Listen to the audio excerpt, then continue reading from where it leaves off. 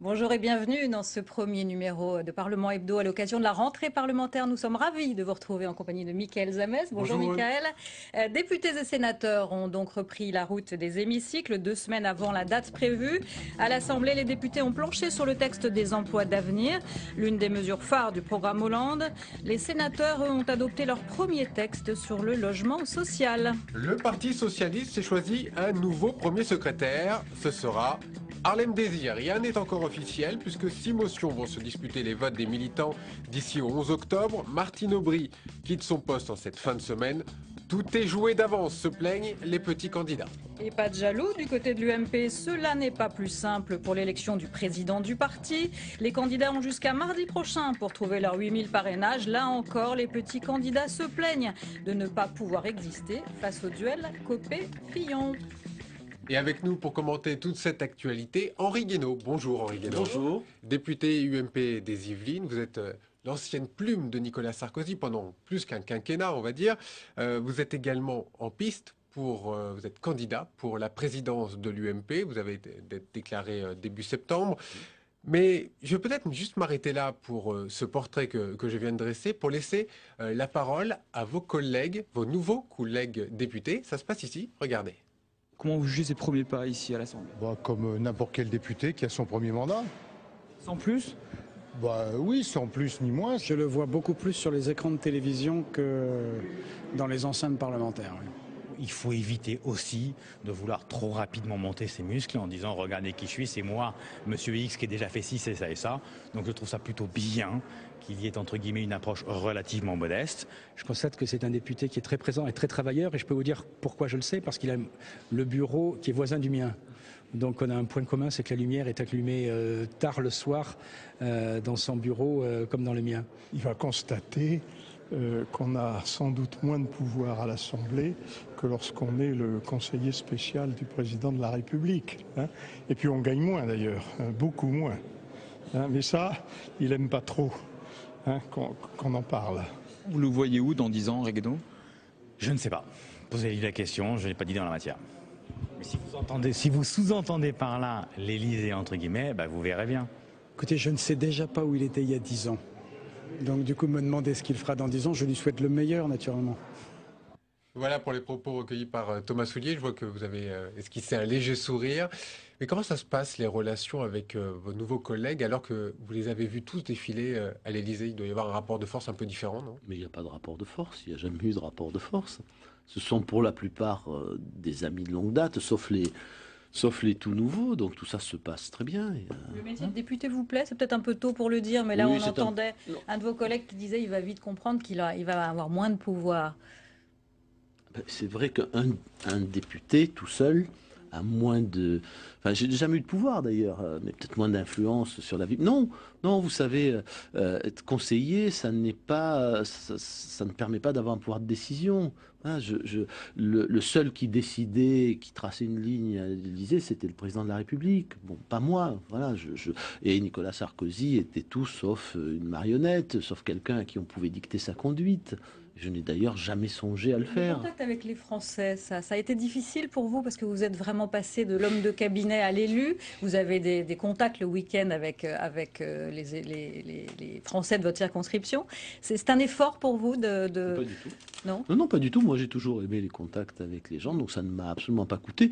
Mais enfin, vous savez, il m'est arrivé d'avoir des contacts avec des Français avant de me présenter aux élections. Il m'est même arrivé de participer à des campagnes électorales, et même la campagne présidentielle pendant laquelle j'ai fait un tour de France en allant à la rencontre des gens, en tenant des réunions publiques. Donc voilà, mais moi j'aime plutôt ça. Je trouve que c'est plutôt intéressant de rencontrer les gens, de les écouter, de leur parler, et c'est le contraire qui me manquerait. De ne pas les voir et de ne pas les écouter. Et puis en plus, dans l'ensemble, ils sont plutôt gentils. Bon, malgré ce qu'en ont écrit vos collègues pendant ma campagne législative. Vous savez, quand un journaliste vous accompagne... Non, mais quand un journaliste vous accompagne et que vous rencontrez 20 personnes sur votre chemin, sur un marché, que 18 disent des choses gentilles et 2 des horreurs, eh bien, vous êtes sûr d'une chose, c'est que dans l'article, il n'y aura que les 2 qui disent des horreurs. Voilà. Et les articles n'étaient pas très gentils. Voilà, j'ai été élu. Tant mieux, c'était la meilleure réponse à certains de vos confrères. Juste une question, Guénaud. Vous avez écrit un livre qui va sortir début octobre. Est-ce que ça va être, c'est votre vie un petit peu pendant 5 ans à l'Élysée, est-ce que ça va être un petit peu un brûlot comme celui de Roselyne Bachelot qui a fait le bilan du quinquennat de Nicolas Sarkozy? Écoutez, non, d'abord, il n'y a aucune comparaison possible. J'ai dit ce que je pensais du livre de Madame Bachelot. Je sais pas pour faire la même chose. Non, vous voyez, c'est un livre politique pas comme les autres. Il ne dit du mal de personne. C'est un livre sur les idées, sur une expérience humaine. Voilà, sur président de la République, Nicolas Sarkozy, moi, les rapports pendant que ces nous 5 avons ans, eus. Oui, mais c'est pas non plus une histoire, un verbatim. Vous tournez la page de ces 5 ans à l'Élysée, c'est ce finalement. que je tire, moi, de cette expérience-là, et puis de mes expériences précédentes, d'ailleurs, des rencontres que j'ai faites. C'est une sorte de méditation sur le pouvoir, la politique, la vie aussi, après cette expérience extraordinaire qu'ont été ces 5 ans passés à l'Élysée dans les circonstances que l'on sait. Alors, Henri Guénaud, on va dérouler ensemble l'actualité de la semaine. C'est la règle de l'émission. On va en reparler quand il Tout sera à fait. sorti, voilà. Alors, on va donc attaquer avec le lundi, c'est normal. François Hollande a présenté l'addition de la crise et cela passe mal.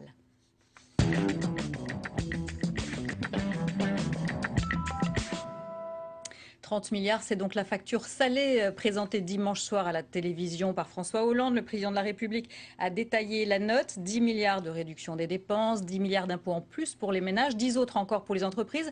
On n'avait pas le choix, dit le président. On l'écoute. Je suis en situation de combat. J'ai pour mission de redresser notre pays. Et je vais fixer un agenda du redressement. 2 ans. 2 ans pour à la fois mettre en œuvre une politique pour l'emploi, pour la compétitivité et pour le redressement des comptes publics.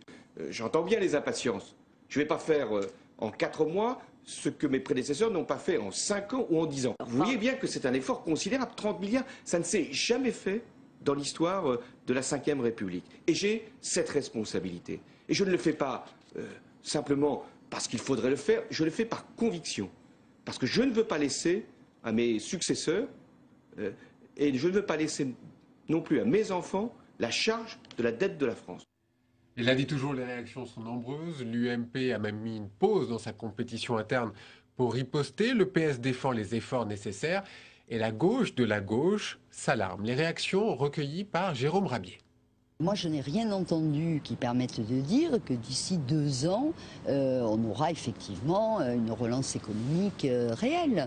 Et c'est quand même un sacré problème. De toujours plus d'impôts dans un pays qui est déjà parmi les records européens et d'impôts et de dépenses publiques et dont on voit que ça n'a pas apporté plus de croissance, il faut vraiment changer de logiciel. 25 minutes de télé pour ça. J'aurais juste envoyé un communiqué, moi, qui aurait tenu en 2-3 mots. Plus d'impôts. Voilà. Et puis je ne serais pas allé à la télé, parce que sincèrement, on ne peut pas dire que ni au niveau oratoire, ni au niveau de la vision de la France, ni au niveau des perspectives, ça n'a été très clair. Henri Guénaud, on est parti pour 2 ans très, très difficiles. Oui, alors d'abord, je voudrais faire une remarque. C'est extraordinaire. Au bout de 4 mois, le président de la République tient le discours exactement inverse de celui qu'il a tenu pendant toute sa campagne présidentielle. Je veux dire, on n'a jamais vu un tel revirement en si peu de temps et finalement une victoire acquise sur un tel mensonge. Bon, maintenant, il y a un problème, il y a une crise. Très bien. Découvert qu'il y avait une crise. Il n'y en avait pas, c'était Nicolas Sarkozy, la crise avant. La crise, elle n'a pas... Si la crise avait commencé il y a 2 mois, on pourrait trouver tout à fait naturel que le président de la République dise qu'il y avait une crise, personne ne l'avait envisagée. Il n'a pas nié pendant sa campagne qu'il faudrait une politique de rigueur. Mais bien sûr que non, puisqu'il n'y avait pas de crise. Vous savez, la solution pendant la campagne, c'était très simple. C'était...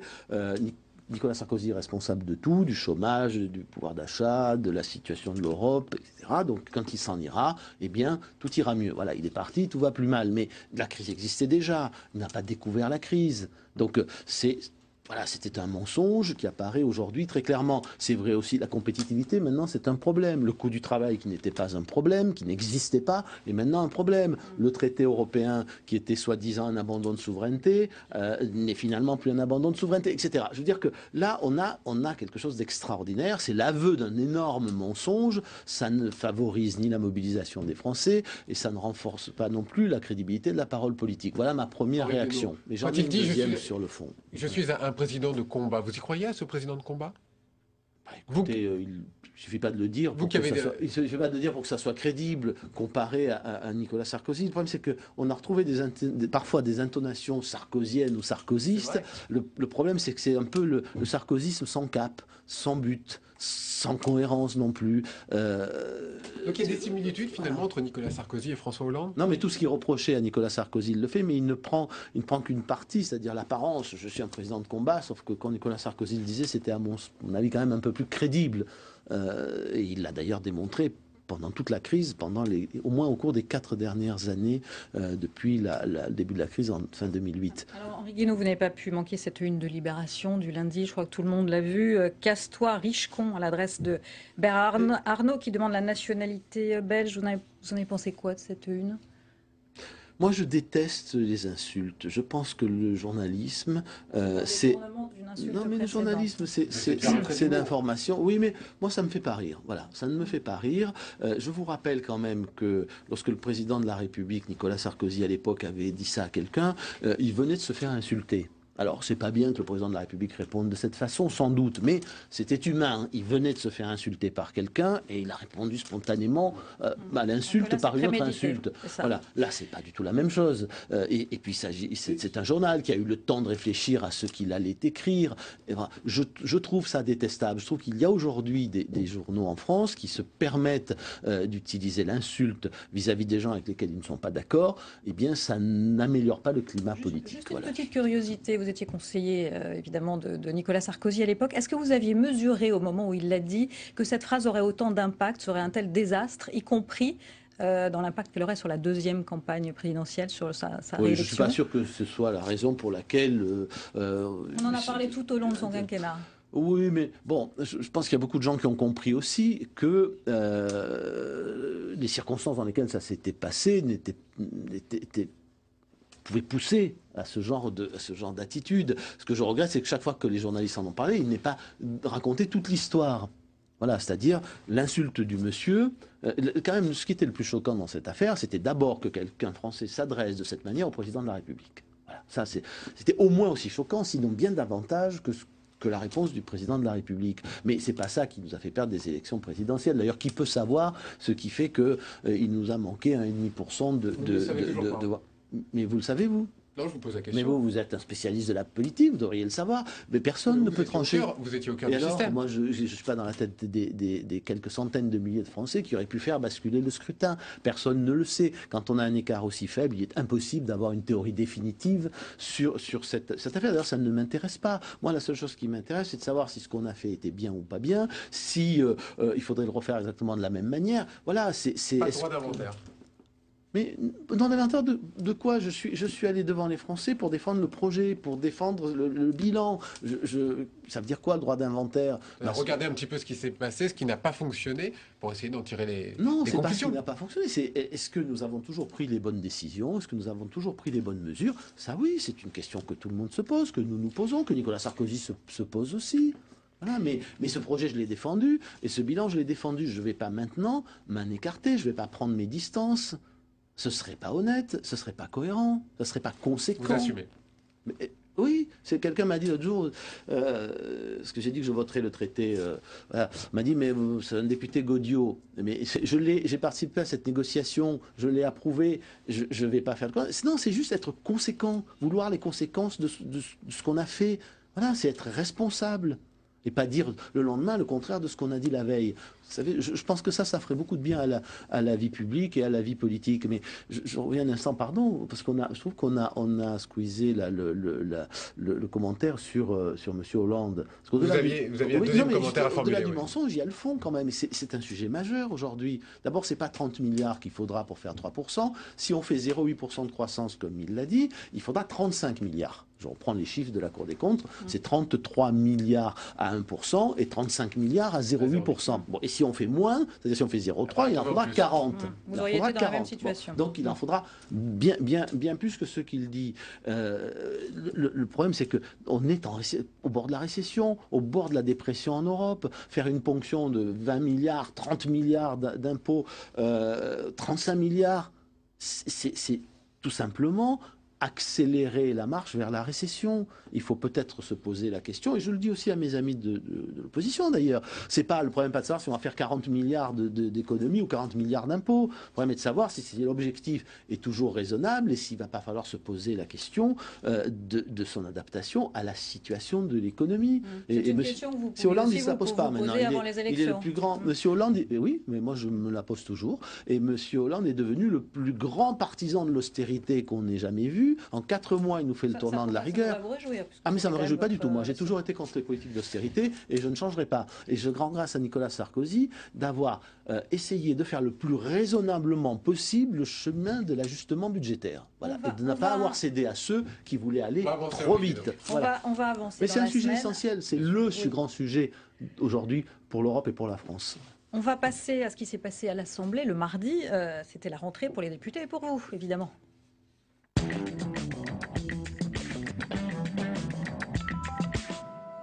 Un mois et demi qu'ils étaient séparés, les députés se retrouvent donc sur les bancs de l'hémicycle pour le début de la session extraordinaire. Premier texte examiné, les emplois d'avenir, 150 000 emplois d'ici 2014 à destination des jeunes peu qualifiés venant de zones défavorisées. C'était un projet phare du candidat Hollande et on va voir qu'à droite, tout le monde n'y est pas opposé. C'est un sujet de Valérie Brochard. L'examen du projet de loi sur les emplois d'avenir a débuté cet après-midi dans l'hémicycle. Quelques heures plus tôt, pour le premier point presse UMP de la rentrée, le président du groupe s'engageait au nom de toute l'opposition. Il y a une position quasi unanime du groupe pour voter contre ce texte. Ensuite, au sein du groupe, nous, c'est la liberté de vote, mais voilà, je pense qu'à 15 ou 18%, bon, il y a une position unanime. Mais dans la chorale UMP, quelques voix dissonantes commencent à se faire entendre. Mais si j'étais maire, je l'utiliserais. Voilà, parce qu'il faut voir aussi le côté inverse, c'est-à-dire que pour une mairie ou pour une association, c'est du personnel à bon marché. Non, je ne voterai pas ce texte qui ne veut pas dire qu'en tant que maire, il ne puisse pas y avoir un cas ou deux, on va les prendre, etc. Mais en ce qui me concerne, je vais subordonner ça à la nécessité d'avoir un contrat d'apprentissage ou des choses comme ça. Je pense que l'incohérence, c'est de voter contre ici pour en embaucher après dans sa commune ou dans son département. Il faut être cohérent jusqu'au bout. Je regrette vraiment ce positionnement. Je trouve qu'il y a d'autres textes qui vont venir où on pourra s'opposer effectivement frontalement au Parti socialiste. Et dans cette affaire, nous faisons un mauvais calcul politique car nous laissons au Parti socialiste le monopole des jeunes. On l'aura compris, le chef de file de la droite populaire va même plus loin. Il votera pour. Les discussions sur le texte continuent dans l'hémicycle, comme au sein du groupe UMP. Alors, Henri Guénaud, vous avez dit la même chose que Lionel Lucas, que vous voteriez pour les mêmes raisons. Juste d'abord, une question de forme. Vous avez raté le vote, semble-t-il. J'ai raté le vote comme beaucoup de gens, d'ailleurs, puisqu'il n'y avait que quelques personnes dans l'hémicycle. Le vote était programmé pour le lendemain. Oui. Vous l'avez découvert, en fait. Je l'ai découvert et je le déplore. J'espère qu'il y aura un vote solennel, parce que moi, je ne comprends pas comment la démocratie peut fonctionner avec des votes à main levée en catimini, avec quelques députés à 3 heures du matin, à la suite d'un débat qui était relativement stérile. Moi, j'ai assisté à une bonne partie de ces débats, puisque je suis parti la veille au soir qu'après l'interruption de séance, et ça n'avait aucun intérêt. C'est-à-dire que chacun fait son petit amendement pour faire parler de lui, l'opposition présente les siens, la majorité dit non à tous les amendements de l'opposition, et puis le temps passe comme cela. Mais en revanche, le moment du vote est un moment de prise de responsabilité politique. Alors moi, je suis d'accord avec ce que disait Thierry Mariani comme Lionel Lucas, c'est-à-dire qu'il faut être cohérent. C'est toujours la même histoire. L'histoire tout à l'heure du traité européen. Il faut être cohérent. Nous avons fait, dans des circonstances dramatiques, des emplois aidés. Alors, pas du tout parce que c'est la solution, ça n'est pas la solution au chômage. Mais à un moment, et si on peut aider quelques personnes à s'en sortir ou à ne pas sombrer, eh bien, il faut le faire. On bricole dans les crises, on bricole toujours. C'est du bricolage. Bon, ce texte est mal fait en plus, très mal fait. Je trouve que la majorité a été sourde à certaines critiques. Je trouve que l'histoire du zonage est absurde, mais il y a 150 000 jeunes qui pourront bénéficier de ce dispositif. Je ne me sens pas moralement, après que nous ayons fait la même chose, de dire non. Deuxièmement, c'était très juste ce que disaient Lionel Lucas et Thierry Mariani, c'est que les maires, les députés maires qui vont voter non la veille, vont aller demander des emplois le lendemain. Il faut être cohérent. Alors, pourquoi est-ce qu'il y a un désaccord au sein même de l'UMP? Vous n'êtes pas tous sur cette même ligne. C'est normal, ça, qu'il y ait des désaccords. C'est pas, ça n'a rien d'aberrant. Je veux dire que... vos collègues, c'est juste pour s'opposer, vous pensez? Non, mais il y a des gens qui pensent sincèrement, et je peux les comprendre, que c'est une mauvaise réponse à la question du chômage. Il y a des gens qui pensent, certains d'entre eux pensent que la politique globale du gouvernement en matière économique, en matière de chômage n'étant pas bonne, dire oui à ce texte pourrait ressembler à une sorte de quitus pour toute la politique. Moi, je ne le crois pas, mais je respecte parfaitement ce point de vue. Je demande juste qu'on respecte le mien en l'occurrence. Ça n'est pas un quitus à la politique économique du gouvernement. Non, je la condamne. Mais moi, je ne me sens pas moralement et politiquement d'assumer un non à ce texte. Voilà, même si c'est un mauvais texte. Alors, Henri Guénaud, vous n'étiez pas là au moment du vote. Vous avez peut-être manqué... Henri Guénaud, vous n'avez peut-être manqué l'allocution de Gilbert Collard. C'est un député non inscrit qui a fait campagne sous l'étiquette du Front National. Je vous propose de l'écouter et de réagir juste après. J'ai l'honneur de vous demander de bien vouloir voter l'amendement suivant. L'emploi d'avenir s'adresse en priorité aux jeunes de nationalité française. Mais que vous ont fait les Français? Mais que vous ont fait les Français? Ah bon? On ne peut pas parler de la France ici? Ah bon, d'accord. D'accord. Dès l'instant qu'on parle de la France... Nous vous écoutons, mon cher collègue. Non, Monsieur le Président, si on ne peut pas parler de la France... Nous vous écoutons et vous seul avez la parole. Je vous laisse. Je n'ai pas à parler à des gens qui n'aiment pas la France. Quelle honte! Henri Guénaud, on a bien compris que c'était de l'effet de manche, mais est-ce qu'il y a un vrai débat de fond quand il dit, finalement, le travail pour les Français? Je partage pas forcément cette opinion, parce que y a des gens qui vivent en France, en situation régulière, qui remplissent tous leurs devoirs, qui payent leurs impôts, et que c'est très bien considéré qu'ils ont droit au dispositif en question. Mais c'est pas non plus, il n'est pas non plus scandaleux de poser cette question. Enfin, en France, on ne peut pas devenir fonctionnaire si on n'a pas la nationalité française. Bon, donc c'est un critère qui existe dans un certain nombre de situations et de cas. Donc on peut légitimement en discuter. Ce que je ne comprends pas, c'est ni l'outrance d'un côté, ni l'outrance de l'autre. Voilà, c'est pas scandaleux, ça n'est pas du racisme, ça n'est pas du nationalisme que de poser la question. Bon, Monsieur Collard, dont je ne partage pas les idées, pose cette question, on peut au moins l'écouter et en débattre. Voilà, tout ce que je demande, c'est qu'on puisse s'écouter les uns les autres, même quand on n'est pas d'accord. Là, il n'y a rien, pour ce qu'il a dit, franchement, il n'y avait rien de honteux. Faut le reconnaître. Il n'y a rien de honteux sur le fond. Là, ce qu'il a dit, non. Dire que poser cette question, on peut être contre et on peut en débattre. Mais au moins poser la question. Ces hurlements, ces vociférations ne sont pas de mise. Voilà, et on va avoir les mêmes sur le droit de vote des étrangers. Ben moi, je considère que thème qu'on va aborder tout de suite. Non, mais c'est intéressant. Le droit de vote, c'est réservé aux Français. C'est une question que je peux poser, non? Est-ce que ça n'est pas la marque même de la nationalité? Est-ce qu'il faut ouvrir la fonction publique aux non-français? On l'a déjà ouverte aux Européens pour des raisons très, très particulières, mais moi, je ne suis pas d'accord pour qu'on l'ouvre aux autres, par exemple. Voilà, je ne me sens pas pour autant ni nationaliste, ni raciste, ni xénophobe. Allez, mardi encore, la ministre de la Justice, Christiane Taubira, dévoile dans La Croix les grandes lignes du projet de loi sur le mariage homosexuel, droit au mariage, droit à l'adoption, mais pas d'accès à la procréation médicalement assistée. Voici quelques réactions qui ont été recueillies à l'Assemblée après cette annonce. Personnellement, sur le fond, je suis opposé au mariage homosexuel et je suis encore plus opposé à la possibilité d'accorder le droit d'adoption aux couples homosexuels. Vous savez très bien que j'ai déjà voté, quand c'était présenté à l'ordre du jour du Parlement, une proposition de loi permettant l'ouverture du mariage aux couples de même sexe. Il n'y a pas de raison que je change sur le fond. Maintenant, on verra jusqu'où va le gouvernement sur ces sujets de la parentalité, sur ces sujets de l'adoption, de la procréation assistée. Sur tous ces sujets-là, tout dépend de là où on met le curseur. Et donc attendons de voir le projet définitif. Moi je pense que la procréation médicalement assistée ne doit pas faire partie de cette loi, qui est une loi sur le mariage et l'adoption, mais qu'on devrait réviser nos lois sur la question de la PMA et de la gestation pour autrui. Il n'est pas normal qu'aujourd'hui la PMA ne soit réservée qu'à des couples hétérosexuels et pour des raisons médicales. Les couples homosexuels doivent pouvoir en bénéficier. Alors, autant nos députés, autant d'avis, et c'est totalement transcourant. Le texte pourrait arriver en Conseil des ministres fin octobre, être examiné ensuite à l'Assemblée. Votre position, à vous, sur la question? Je suis opposé au principe du mariage homosexuel, voilà, parce qu'il pose non seulement la question de la filiation et de l'adoption, mais il va poser aussi, qu'on le veuille ou non, la question de la procréation médicalement assistée, de ce qu'il appelle, de ce que M. Mamet appelle la procréation pour autrui, ce qui dit bien ce que ça veut dire. Voilà, moi, ça me pose un problème de valeur, de civilisation, d'ordre social. Je dis pas...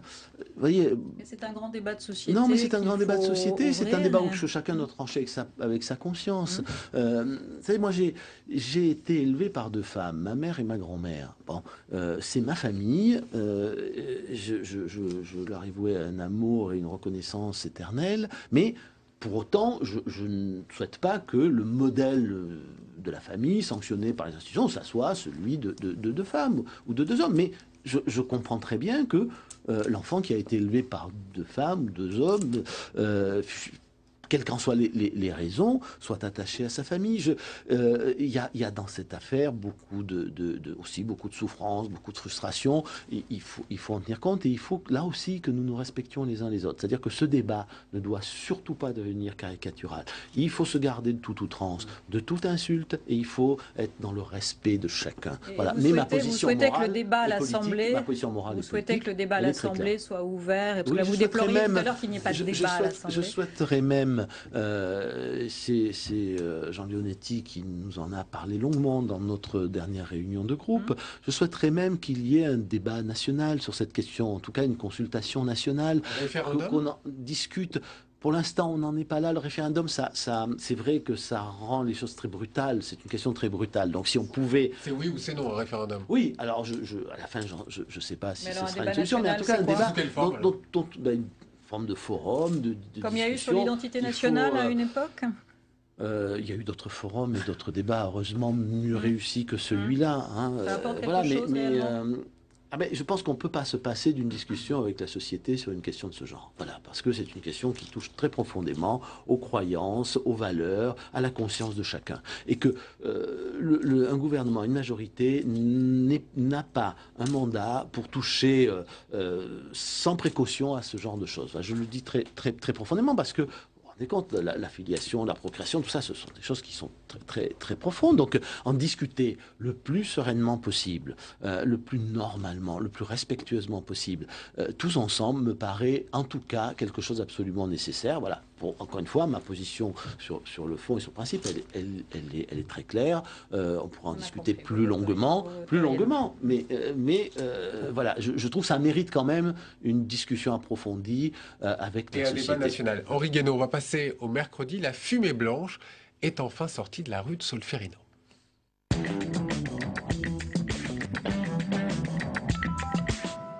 Voilà, c'est la fin d'un long suspense au Parti Socialiste. Martine Aubry, Jean-Marc Ayrault avec le numéro 1 et le numéro 2, futur numéro 1 et futur numéro 2 du Parti Socialiste ensemble à la Mutualité à Paris. C'est un reportage à la Mutualité de Johan Rolla. À en croire les rumeurs, de nombreuses heures auraient été nécessaires à Martine Aubry et Jean-Marc Ayrault pour finir de s'entendre sur les contours de la future direction du parti. Cet après-midi pourtant, fin des tractations, place au spectacle. Nous avons pensé, avec Jean-Marc Ayrault, avec tous les responsables qui signent notre contribution, notre motion, que à la fois Harlem, ayant porté l'ensemble de cette rénovation de ce projet, et Guillaume Bachelet, qui a été un acteur fondamental du projet, qui a porté beaucoup et qui en a été en plus le rédacteur, et bien que là, nous avions un bon duo, si je puis dire. Aujourd'hui, c'est le message de l'unité et du rassemblement que nous voulons présenter aux Français. Harlem Désir numéro 1, Guillaume Bachelet numéro 2. À leur côté, pour l'essentiel, des fidèles de Martine Aubry et de François Hollande, rejoints par plusieurs proches de Benoît Hamon. Une motion de synthèse pressentie pour recueillir une écrasante majorité sans pour autant faire l'unanimité. De son côté, le sénateur Gaëtan Gors présentera une motion pour plus de transparence dans la désignation des cadres du parti. Si on ne peut pas voter demain sur le choix du premier secrétaire, c'est parce que naturellement ça remettrait en cause les équilibres qui ont été négociés sur les coins de table. Ce n'est plus possible d'avoir un parti qui fonctionne comme ça. Nous avons franchi une étape avec les primaires. On a dit que la transparence et le pouvoir étaient donnés aux militants et aux sympathisants. 2 autres motions seront présentées par des figures historiques de l'aile gauche du PS. L'une par Gérard Filoche, l'autre co-signée par Marie-Noëlle Lienemann et Emmanuel Morel, qui prennent ainsi leur distance avec la politique économique du gouvernement. Sur la question européenne, ça fait longtemps qu'on a des débats entre socialistes et ça continue. Voilà, donc on veut être utile au gouvernement, on veut être utile à la gauche et on pense que cette utilité, elle se débat dans le Congrès, pas autre part. Si ce soir, le nom du premier secrétaire ne laisse guère de doute, 6 motions au total seront présentées aux militants au futur Congrès de Toulouse, qui promet donc son lot de débats et peut-être même quelques surprises. Henri Guénaud, je ne vous demanderai pas votre choix entre Harlem Désir, Jean-Christophe Cambadélis, on sait que ce n'est pas votre parti. Par contre, François Hollande, lui, ne devait pas s'en mêler, en tout cas c'est ce qu'il avait annoncé aux Français, et on a appris qu'il avait passé un petit coup de fil pour mettre fin un petit peu aux guéguerres. C'est son rôle? Enfin, c'est pas son rôle de président, mais le président de la République ne peut pas se désintéresser de ce qui se passe dans le parti majoritaire, puisque c'est une majorité présidentielle. Donc c'est un leurre. Le général de Gaulle s'occupait aussi de temps en temps de ce qui se passait à l'UDR ou à l'UNR dans les années 60. Il n'y a pas le choix. Non, mais c'est pour ça que les procès qui lui ont été intentés sont absurdes. Autant le président de la République ne doit pas être un chef de parti, autant il ne peut pas se désintéresser de l'avis de la majorité qui soutient son gouvernement. Ça n'est pas possible. On découvre aussi que finalement toutes les décisions remontent à l'Élysée, que tous les arbitrages c'est lui qui les fait. Comme il s'est en plus entouré il a nommé un Premier ministre qui n'a pas une personnalité politique et une autorité politique très forte. Jean-Marc Ayrault, il n'a pas une politique. Non, on voit bien. Enfin, moi, je lis les commentaires dans la presse et je regarde. Votre avis à vous? Non, à mon avis, il n'a pas pris une personnalité politique qui pouvait être totalement autonome, au fond. Bon, d'ailleurs, c'est pas souhaitable que le Premier ministre vive sa vie tout seul. Mais enfin, c'est pas Georges Pompidou sous la 5e République. Mais moi, je n'ai jamais trouvé que c'était infamant. La preuve, je l'ai moi-même été. Et le général de Gaulle ne disait pas autre chose. Il avait d'ailleurs nommé Georges Pompidou, qui était son directeur de cabinet, à Matignon. Et ça n'a pas fait de Pompidou pour autant une espèce de domestique. Mais oui, d'une certaine manière, le Premier ministre est le premier collaborateur du président de la République. Je vous rappelle qu'il est nommé, que le président de la République, lui, est élu par la totalité des Français. Bon, donc la légitimité n'est pas la même. L'exécutif, c'est le président de la République. Le législatif, c'est le Parlement. Entre les deux, c'est l'ambiguïté et la grandeur de la Ve République. Il y a un Premier ministre et un gouvernement responsable devant le Parlement et devant le président de la République qui l'a nommé. Je vous rappelle qu'en plus, le président de la République nomme chacun des ministres.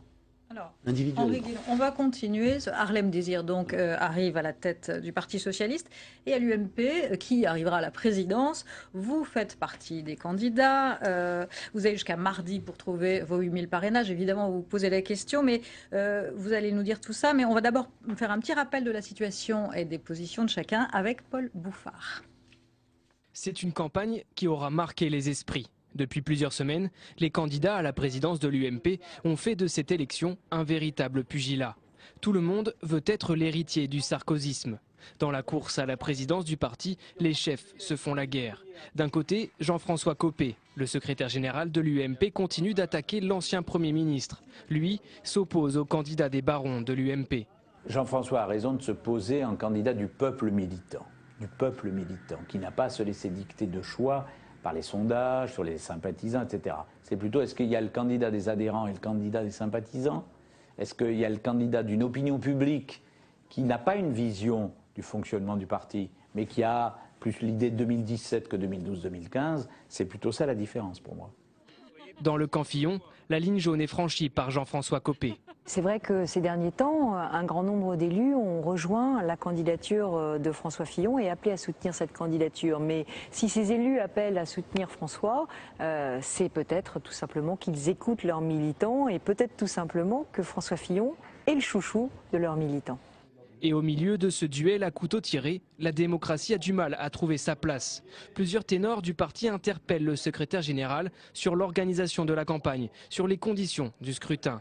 Certains, des petits candidats, tentent d'exister. Pour eux, difficile de faire entendre leur projet. Bien entendu, je suis un petit candidat, je n'ai pas la notoriété d'un François Fillon ou d'un Jean-François Copé, c'est normal. Les petites phrases du camp Fillon contre le camp Copé et du camp Copé contre le camp Fillon, moi, c'est pas ma tasse de thé. Débat d'hommes plutôt que débat d'idées.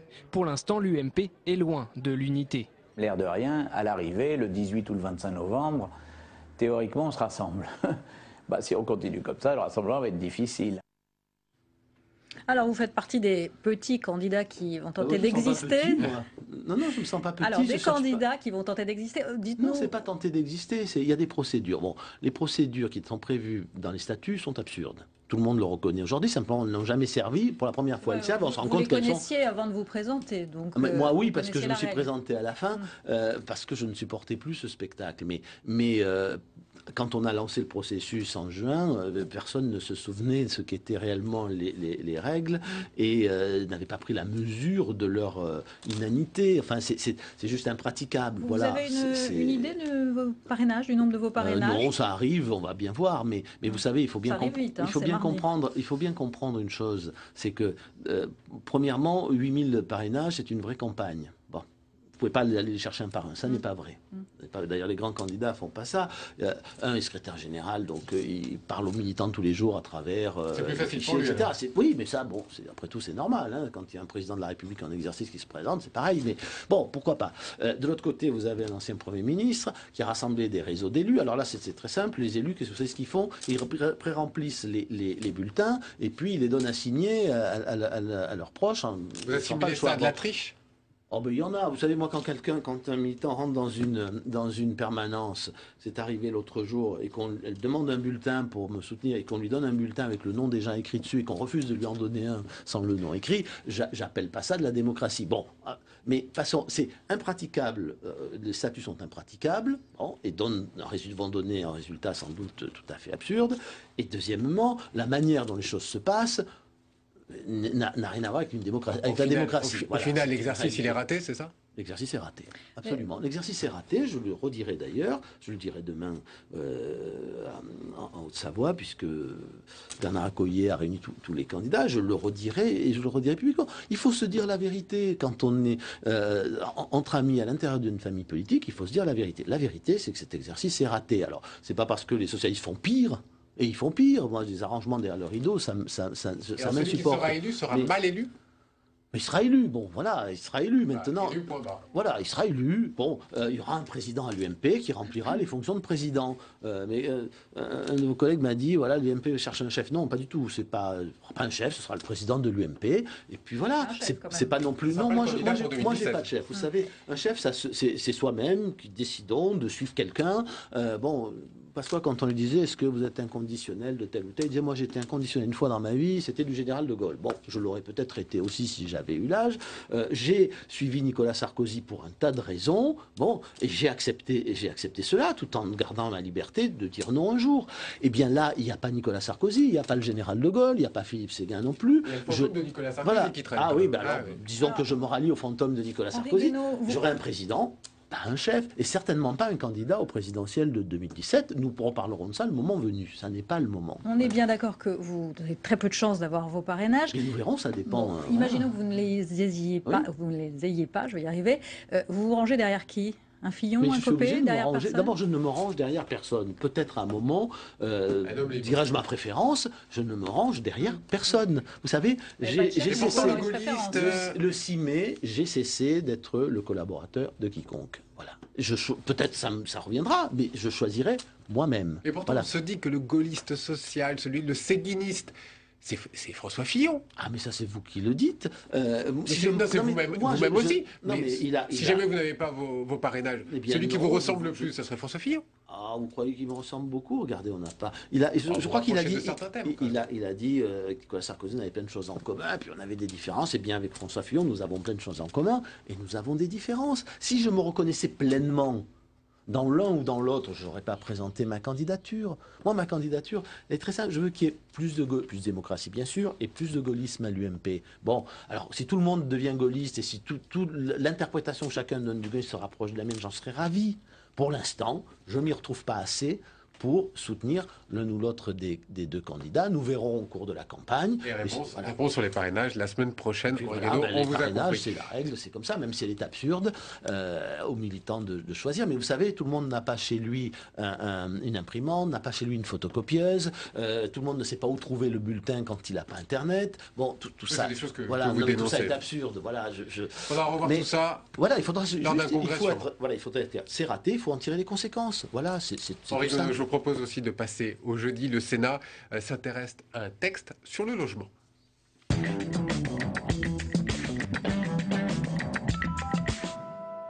Et c'est le premier texte examiné lors de cette session extraordinaire au Sénat. Il concerne le logement et notamment une mesure phare, le relèvement de 20 à 25% du taux de logements sociaux dans les communes. Cette modification va entraîner des pénalités financières beaucoup plus importantes pour ceux qui ne respectent pas la loi. Reportage et explications, Sophie Normand.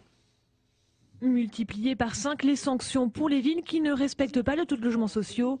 Pour cet élu local, c'est un coup dur. D'autant que le délai pour atteindre ces objectifs passe de 20 à 12 ans pour construire non plus 20, mais désormais 25% de HLM. C'est aberrant parce qu'on nous demande de construire d'un côté et puis de l'autre côté, on va nous retirer les moyens qui sont nécessaires pour construire les équipements publics.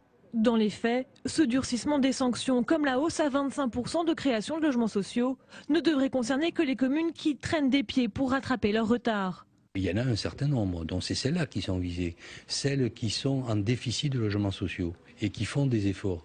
C'est-à-dire qu'ils investissent, qu'ils achètent des terrains, qu'ils travaillent avec des promoteurs, des partenaires sociaux. Ce sont des bons élèves. Elles ne rattraperont pas le déficit de logement de 20% ou de 25% tout de suite. Mais elles sont dans une dynamique vertueuse et positive. Elles ne seront pas sanctionnées. Encore faut-il que l'État parvienne à apprécier la bonne ou la mauvaise foi des élus. La mesure touchera les communes qui jusque-là préféraient payer plutôt que de construire. À 140 € en moyenne par logement manquant, le montant est aujourd'hui trop faible pour être incitatif. On a compris que les sanctions allaient quintupler pour ceux qui ne respectent pas la loi. Cette loi qui passe de 20 à 25%, c'était déjà très difficile de faire appliquer cette loi à 20% pour les communes. Est-ce qu'on ne tire pas un petit peu trop loin? Moi, je n'aime pas cette approche en termes de quotas qui est finalement absurde parce que les situations, oui, quand vous faites des logements sociaux, faire des ghettos de pauvres dans des ghettos de riches, ça n'améliore pas la mixité sociale. Construire des logements sociaux dans des endroits où le foncier atteint des prix vertigineux, c'est totalement absurde. Bon, faire ce genre de choses sans s'occuper du reste de la politique du logement, il y a beaucoup de gens qui aujourd'hui habitent dans des HLM, dans des logements sociaux, qui n'ont rien à y faire, mais qui ne peuvent pas en sortir, en tout cas dans certaines zones très tendues, parce qu'il n'y a pas de logement intermédiaire accessible. Donc tout le problème ne se résout pas en termes avec des quotas qui sont des mesures aveugles, absurdes. De toute façon, je déteste les quotas dans tout, donc là aussi. Voilà. Et puis si on veut faire des quotas, alors il faudrait faire aussi des quotas maximum de logements sociaux dans certains quartiers. Parce qu'il y a des endroits où il y a 80% de logements sociaux, 90%. Bon, donc vous voyez, je trouve que c'est une approche tellement simpliste, tellement caricaturale, que elle finit par être improductive. C'est ce que vous dénoncez sur quasiment tout, depuis qu'on vous entend dans le début de cette émission, c'est quelque chose que vous dénoncez dans la politique de François Hollande et de Jean-Marc Ayrault, de ce gouvernement depuis le début. Moi, les zonages et les quotas ont fait la preuve de leur imbécilité, si je puis dire. C'est-à-dire, tout le monde l'a fait, hein, la droite, la gauche, pendant longtemps. Vous reprenez les mots de François Fillon, qui a dit que c'était une politique imbécile. Voilà, mais c'est vrai. Voyez, on n'a pas besoin de se rapprocher, on a des points d'accord, on se connaît depuis longtemps, on a fréquenté les mêmes personnes, et on appartient à la même famille politique. Sur la politique du gouvernement. Bien sûr, heureusement que... et puis, il a été Premier ministre pendant 5 ans, et moi, le conseiller spécial du président dont il était Premier ministre. Alors, c'est pas normal, mais mais je trouve que voilà, prendre les choses comme ça, c'est absurde. Voilà, il y a tout à revoir dans notre façon d'appréhender la politique, les quotas, les critères quantitatifs, ça ne mène à rien. Voilà, il valait mieux faire le Grand Paris vraiment pour en faire un laboratoire de la mixité sociale, ce que les élus de gauche, parfois de droite, et aujourd'hui le gouvernement ne veulent pas réellement faire. Voilà, c'était quand même une meilleure façon de procéder.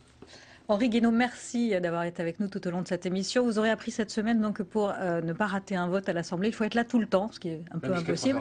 Et voilà. Non, mais c'était tout ça est absurde. Donc, si ça avait un sens, si ça avait une utilité, oui. Mais voilà. Là, ça n'avait aucun sens. C'est l'apprentissage du métier de député. Merci beaucoup d'avoir été avec nous. Et nous, Mickaël, on se retrouve la semaine prochaine. À la semaine prochaine. Il n'y a pas d'âge pour apprendre. Hein. Exactement. Bon week-end à tous. Au revoir. Ce sera la phrase du jour.